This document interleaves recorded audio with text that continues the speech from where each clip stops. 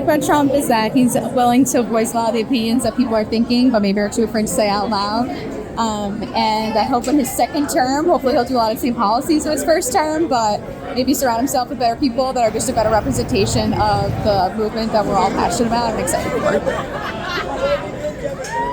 Compared to other politicians, I think he's real, and everything that he says is something that he really believes. It's not like other politicians where they're just reading off a teleprompter or a script.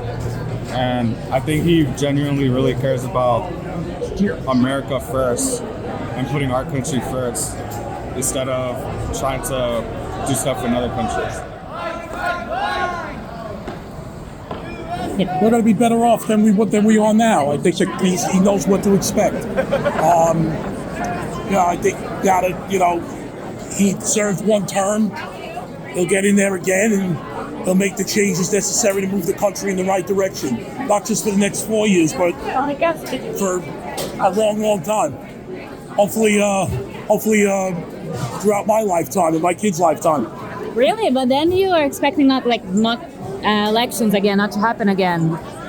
Well, that's another thing that he needs to change. The elections need to be fair. They need to be free. And, there's a lot of corruption going on with with the mail-in voting and things like that. I think we need a better electorate, but, I think he also could make some changes in that department as well. But how can he still be present for your kids when they grow up? How does that happen? All the changes that he makes now could reverberate for a long time. Mm-hmm. This is not just an election for the next 4 years. This is an election for a generation. Mm-hmm. And, he's the only guy to fix it. And that's why we're all here. We realize that. And hopefully he comes out on top. That's the goal here.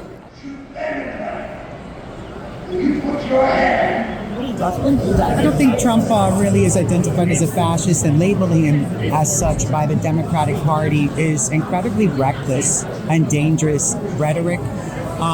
It's okay to differ and have opposing opinions from a political opponent, but when you start using words like a threat to democracy or an enemy to capitalism, to the American government, you are essentially letting people know that they have a reason to fear for their safety and their lives. And it gives a green light for people to take an extremer stance on Donald Trump, which is why he's had 3 attempts on his life. We need to see politicians do better, and we need to see them be more receptive to meeting in the middle and discussing things in an amicable way.